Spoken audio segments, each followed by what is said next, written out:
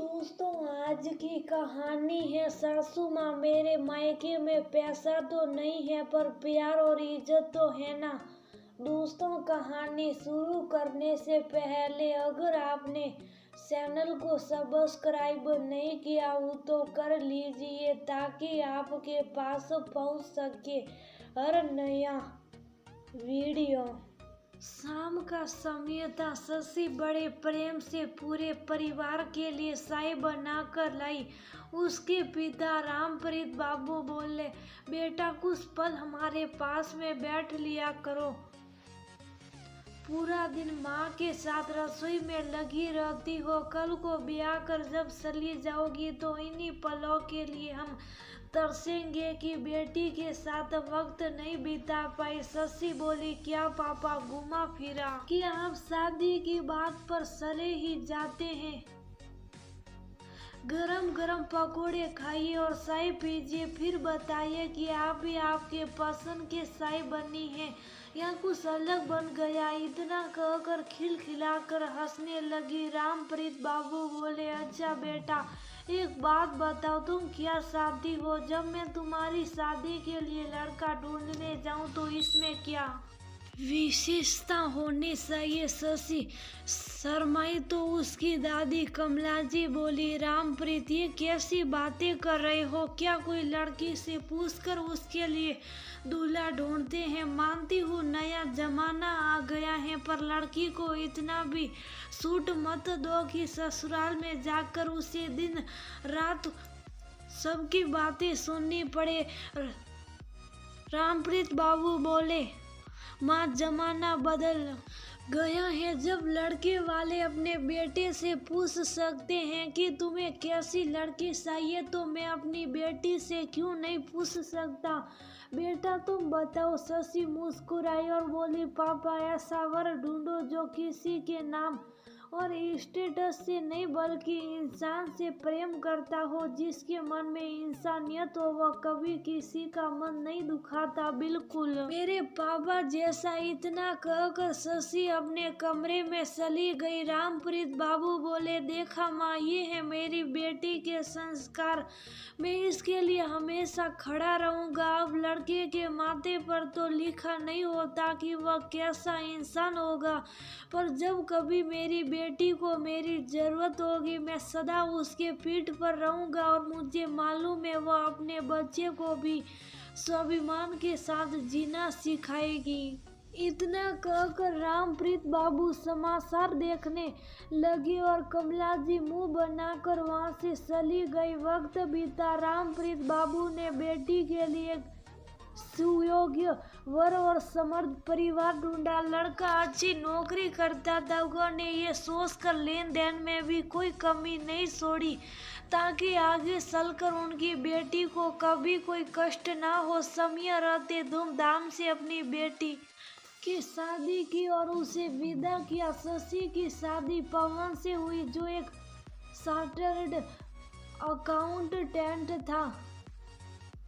शुरुआत के दिन तो बड़ी खूबसूरती से बीते, पर वह कहते हैं ना, भाग्य में जो लिखा होता है उसे कौन बदल सकता है। पैसों की भी कोई कमी नहीं थी, परंतु खुद को ज्यादा महत्व देना, घर की औरतों को छोटा समझना कहीं न कहीं ये पवन की छोटी सोच थी जो बाद में सामने आई। समय बीता। शशि को एक बेटी हुई। आज उसकी बेटी प्रिया का 11वां जन्मदिन था, तो उसने अपने हाथों से घर की सजावट की थी। दोपहर में जब पवन ऑफिस से आधे दिन की छुट्टी लेकर आए तो घर को देखकर बोले, ये कैसी सजावट की है? तुम्हारा पति कोई सरकारी स्कूल का मास्टर नहीं जिसकी बेटी के जन्मदिन में एक अच्छी सजावट भी ना हो सके।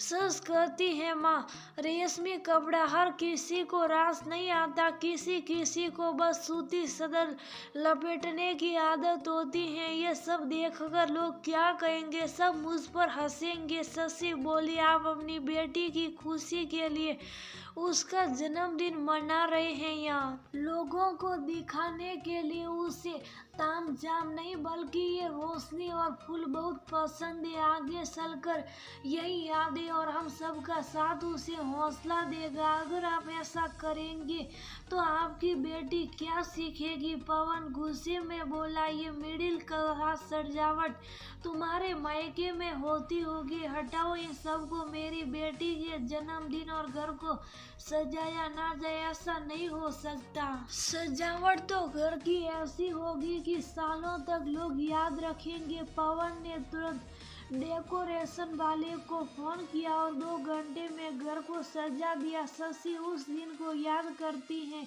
ये वही पवन थे जो बेटी होने पर अफसोस जता रहे थे। आज अपनी झूठी शान दिखाने के लिए उसी बेटी पर प्यार लुटा रहे हैं। समय बीतने लगा, बेटी बड़ी हो गई।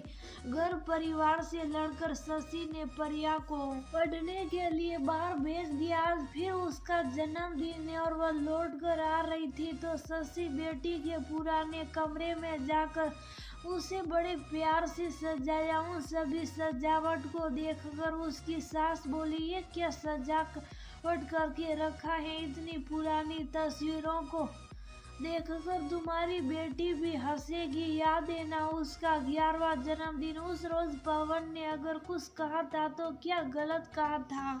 इतने बड़े घर में आकर इतने पैसे वाली बहू बनकर भी ऐसी सजावट, लगता है तुम अपने मायके की यादों से आज तक बाहर नहीं आ पाई हो। शशि बोली, अम्मा जी प्रिया को बचपन से ऐसी सजावट पसंद सी जहाँ रोशनी ही रोशनी हो, क्योंकि ये रोशनी हमें बीते वक्त में ले जाती है, जहाँ हम अपनी मीठी यादों को छोड़कर कुछ पाने की साथ में आगे बढ़ जाते हैं। तब ये रोशनी हमें याद दिलाती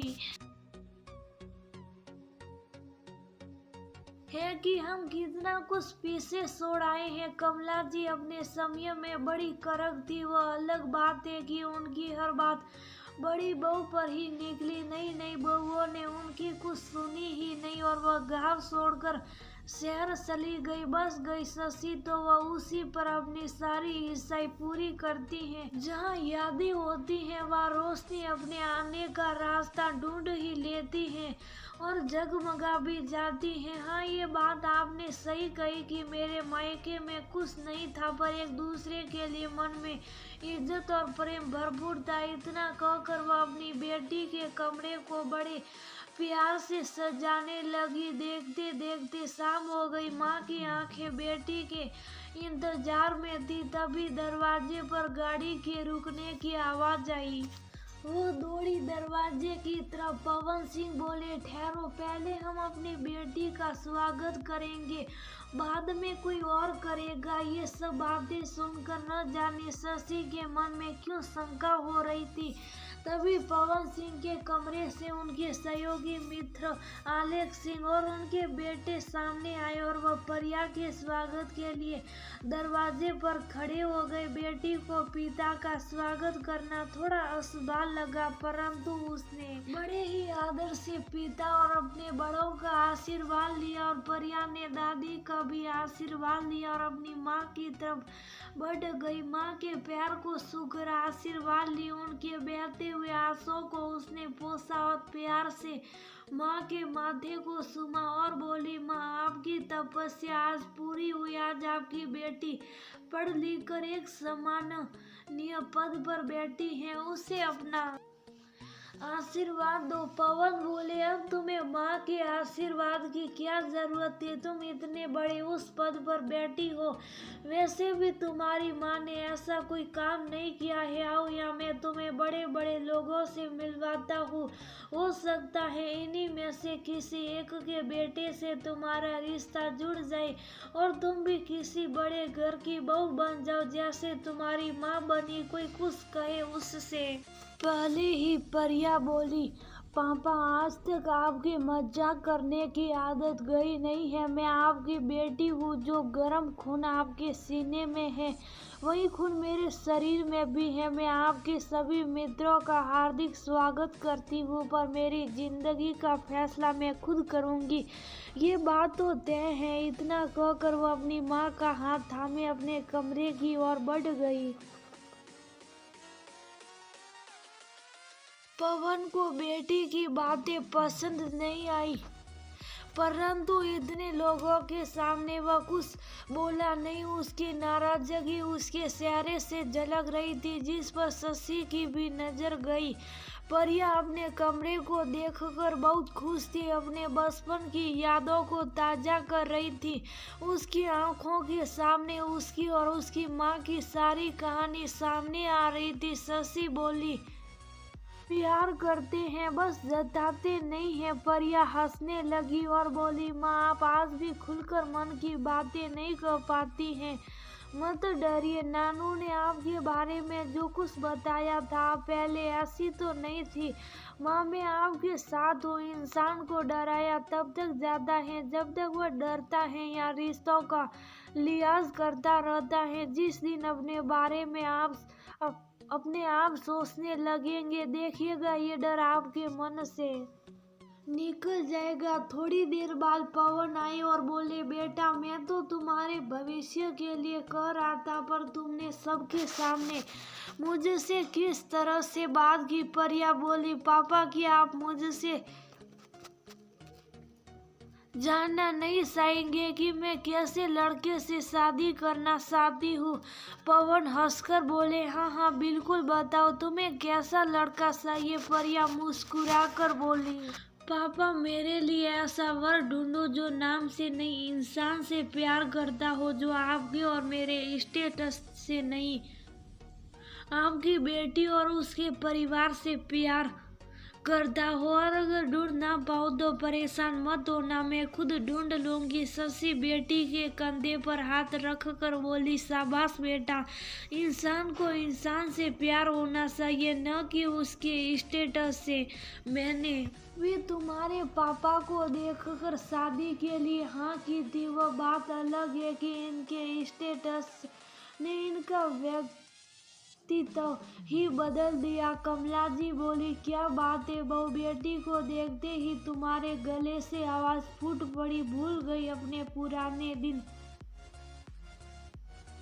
बेटी ने माँ के कंधे पर हाथ रखा तो माँ का हौसला बढ़ा। वह बोली, अम्मा जी कुछ नहीं भूली हूँ, हर बात याद है, पर जो मेरे साथ घटा वो मैं अपनी बेटी के साथ होने नहीं दूंगी, इतना तो तय है। फिर पूरे परिवार के साथ परिया ने अपना जन्मदिन का उत्सव मनाया। अगले दिन वह अपनी माँ को बहुत मना कर अपने साथ ले जा रही थी। फिर पिता से बोली, पापा मैं जानती हूँ जिस औरत ने इतना कुछ सहते हुए भी आपका साथ नहीं छोड़ा, वो आपको कभी भी नहीं छोड़ पाएगी। चिंता मत कीजिए, माँ को थोड़े दिन के लिए ले जा रही हूँ, फिर वापस छोड़ने आऊंगी। आपको जब भी अपनी बेटी से मिलने की इच्छा हो, आप बेझिझक बेटी के पास आ सकते हैं। बस एक पिता के रूप में मेरे घर पर आपका सदा स्वागत और सम्मान होगा। बेटी का कंध ऊंचा हुआ, तब उसके घमंडी पिता को ये एहसास हुआ कि औरत कोई भी अबला नहीं होती, वो अगर झुकती है तो रिश्तों को निभाने के लिए, वरना शशि उस नरक की जिंदगी को छोड़कर पहले अपने पिता के पास और बाद में अपनी बेटी के साथ जा सकती थी। कुछ दिनों बाद वह अपने पत्नी धर्म निभाने के लिए वापस लौट आई। इस बार वह बड़े ही आत्मविश्वास और साहस के साथ लौटी थी। छोटी छोटी खुशियों में शशि अपनी बेटी के साथ शामिल होती थी। शशि के पिता ने भी उसे पहले की तरह समझाया तो उसका आत्मविश्वास लौट आया है। धीरे धीरे पवन की आंखें भी खुली। जब वह उस माहौल से बाहर निकले, दुनिया देखे, तब उन्हें लगा कि औरत कोई चार दीवारी में कैद करने वाली रोशनी नहीं है। उसे तो जितना खुला छोड़ो उसकी रोशनी बढ़ती ही जाती है।